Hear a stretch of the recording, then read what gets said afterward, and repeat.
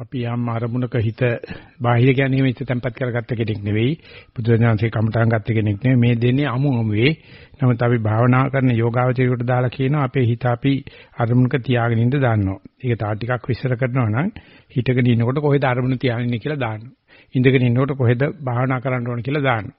ඇවිදිනකොට කොහෙද හිත තියාගෙන ඉන්න ඕන කියලා දාන්නවා. බත් කනකොට කොහෙද හිත තියාගෙන ඉන්න කියලා දාන්නවා. නානකොට කනකොට බොනකොට යනකොට කොහෙද හිත තියන්න ඕන කියලා දන්නවා. ඒක දන්නේ නැත්නම් කරුණාකරලා අහගන්න නැත්නම් මේ නිසන් වන්ට ඇවිල්ලා වැඩක් නැහැ. එච්චරයි අපි උගන්වන්නේ. එහෙම ඉන්නකොට මම දෙන්න හදන නිදාගෙන හිත පිට යනවා. නානා හේතු නිසා පිට යනවා. ඉතින් පිට ගියාට පස්සේ ආ දන්නවා දැන් ඇහුණා, දැන් දැක්කා, දැන් දැනුණා, දැන් මට කල්පනාවක් ආවයි කියලා. ඉතින් ওই තුන තමයි සාමාන්‍යයෙන් පිට යනකොට වෙලා තියෙන්නේ. ඉතින් ඊට පස්සේ ඒ හිත නැවත ආපහු එනවා Tamange අරමුණට. ඒක ස්වභාවය. ඒක භාවනා කරපෙන්නාගෙත් වෙනවා නැති එක්කනාගෙත් වෙනවා. කරපෙන්නාට දැනගන්න පුළුවන් Tamange gedara හිත ආව බවයි. අරමුණට හිත ආව බවයි. බාහන නොකරන එක එහෙම අරමුණක් නැහැනේ, gedarak නැහැනේ. කලින් සල්සුන් කරලා නැහැ. ඒ නිසා හිත ආව බව දන්නේ නැහැ. ඒ නිසා සත්‍යමත් එක්කනාට තියෙනවා. අන්න එහෙම ආවට පස්සේ අර හිත ගියා කියලා කනගාටු වෙන්න එපා කියලා මෙතන කියන්නේ. යම් වෙලාවට ඔබ දැක්කනේ, දැක්ක එතනින් ඉවරයි.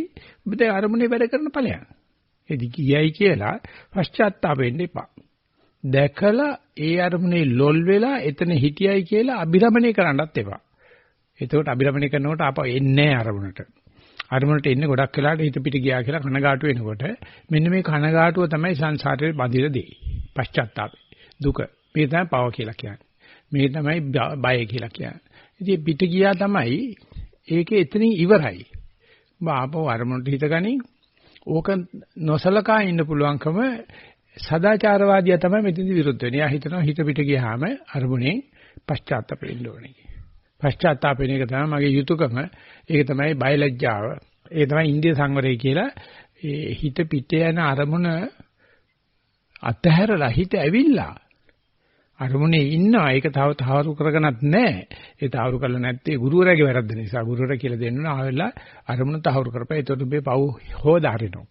පව් ඔක්කොම අහෝසි වෙනවා. ඒ මොකද හිත පිටිකේ කියලා පශ්චාත්තාපේ නැහැ.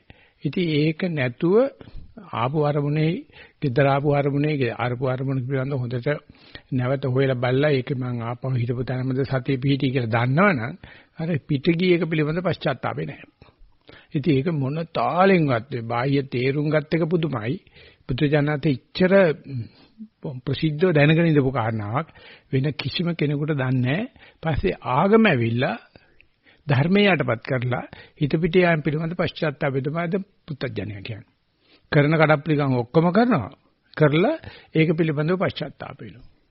එතකොට දැන් මම මේ කියන විදිහින් කඩප්පුලිකම් කරන්න ලයිසන් එකක් දෙන්නවා වගේ. කඩප්පුලිකම් කෙරුවට ප්‍රශ්නයක් නැහැ. හැබැයි කනගාටු වෙන්න එපා. උඹට ආපහු එන්න ගෙදරක් තියෙනවා. සතියක් තියෙනවා. ආපු බව දැනගෙන ගෙදර සතියේ හොඳට හිත රමණීය කරන්න. එතකොට අර හිත පිට ගියක නැති වෙලා යනවා. ඒක කිප්පා විඥාවෙන් වෙන එකක්. එතනම තේරෙනවා. මගේ හිත පිට ගියා මම දැන් පශ්චාත්තාප වෙන්නේ එකල යුද්ධ කරනවා. එහෙම නැතුව පශ්චාත්තාප වෙන්නේ නැහැ. පශ්චාත්තාප වෙන කිසිම ලාභයක් නැහැ. ඒ පශ්චාත්තාපයට අපි කියන සදාචාරවාදී කියලා. හැම ආගමක්ම සදාචාරවාදයෙන් කොර කරලා තියෙන්නේ. මිනිස්සුව කොර කරනවා ඌ වැරදි කරන පරිසරයක තියලා වැරදි කරන්න ඇරලා ඌ සදාකාලික පශ්චාත්තාප වෙනවා. ඉතින් ගිල දෙයයන්ාන්සේ ගාව යදිනවා. අනේ අපිව කොට ගන්න හෙටත් ඔය වැරද්ද මං කරනවා. හෙටත් පශ්චාත්තාප වෙනවා. බුදුහාම කියනවා හරියන්නේ නැහැ ගොයියෝ. උඹ හිත තියන්න තැනක් හොයලා දීපන්. සතිය අරමුණ ඊළ හිත පිට ගියාට පස්සේ ආපහු සතිය අරමුණට ගෙනින්. උඹ තටපැව්වත් නැතත් ඕක වෙනවා. ආවට පස්සේ හිත පිට ගියා කියලා පශ්චාත්තාප නොවි වර්තමානයේ මගේ හිත මම දැන් මෙතන තියෙනවා. අරමුණේ හිත තියෙනවා කියන සතුට කියන වචනේ පාවිච්චි කරන අමාරුයි. ඒක තමයි පිරිච්ච ගතිය කියන්නේ. ඒක තමයි මෙලොව නිවන කියන්නේ. ඒක තමයි ක්ෂණ මාත්‍ර නිවන කියන්නේ. ඒ නිවන පණ්ඩිත ස්වාමීන් කියනවා ආපු ගමම්ම Tamanට තේරෙනවා.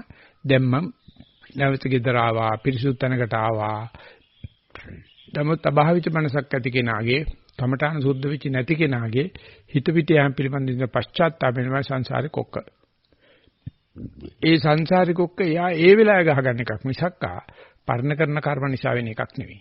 ඒ නිසා එතන ඒ කොක්ක දිගාරින එක තමයි හැකිල්ල දිගාරිනවා කියන්නේ සංයෝජන වෙන්න දෙන්නේ නැතුව පිට ගිය බව හැබෑව පශ්චාත්තාප වෙන්න එපා.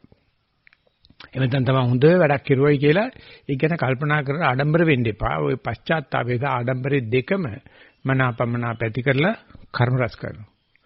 යන්නේක හැටි. ඒ මුර්ගයෝ 6 දිනක් කොතන ඉන්නේ. ඒ 6 දිනා නිතරම පිට යනවා. නමුත් කණුවක් ගැට ගහලා තියපන් කායන පස්සනාවේ කොහෙ ගියත් කායට හිත ගනි. යම් ප්‍රමාණයකට ඒගොල්ලෝ නටනවා. ඒ මුර්ගයාගේ හැටි. පශ්චාත්තාපේලා වැඩක් නැහැ. මුර්ගයාට බණ උගන්නන්න බෑ. මුර්ගයාට සදාචාරය උගන්නන්න බෑ. උඹට පුළුවන් මුර්ගයෝ 6 දෙනා මමයි කියා ගන්නව අමනමන උඹට පුළුවන් පශ්චාත්තාප නොවෙන්නේ. මුළු ලෝකෙම අද පශ්චාත්තාපයක් තියෙන්නේ. පශ්චාත්තාපෙට තමයි අසහනීය සහ ආතතිය කියලා කියන්නේ. කරන වැරදි වල සීමාවකුත් ඇහිටත් කරනවා. හැබැයි ඒක නැවත වමාරා කණ එක තමයි අමනියාගේ හැටි. පුත්තච්චනේගේ හැටි. ඉතින් ඒක නිසා දෙයයන්ාන්තේ ඉන්නේ පශ්චාත්තාපෙන මිනිසුන්ට මිසක්කා වර්තමානයේ ජීවත් වෙන මිනිහට මොන දෙයියෝද? දෙයියන්වත් බෑව වර්තමාන මොහොතට එන්න. මනුස්සයර පුළුවන්. ඒ නිසා දෙයියෝ බලාගෙන ඉන්නවලු මනුස්ස ලෝකෙට එන්න. අනේ මේ ශිල්පය අපිට ඉගෙන ගන්න පුළුවන් මනුස්ස ලෝකෙට આવත් විතරයි කියලා දිව්‍යෝ හිතනවලු මනුස්ස ලෝකේ ස්වර්ගයක් කියලා. මේක තමයි ඒගොල්ලන්ගේ ස්වර්ගය. මොකද මේක පරීක්ෂා කරන්න පුළුවන්.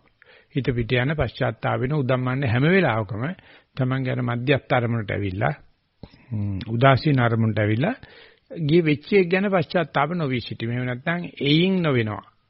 එයින් නොවෙනවා කියන එකට තියෙන වචනේ තමයි අපි ඒක මේ පශ්චාත්තාපයෙන් පිට ගිය කාරණාවට හොඳ හෝ නරක ආරූඪ කරන්න එපා. ඒක අහම්බයක් උඹ කරපු දෙයක් නෙවෙයි. ඒක එතන ඉවරයි. නැතර කරන්න බැරිකම තමයි අපේ තියෙන ඉල්ලගෙන කරන පරිප්පුව.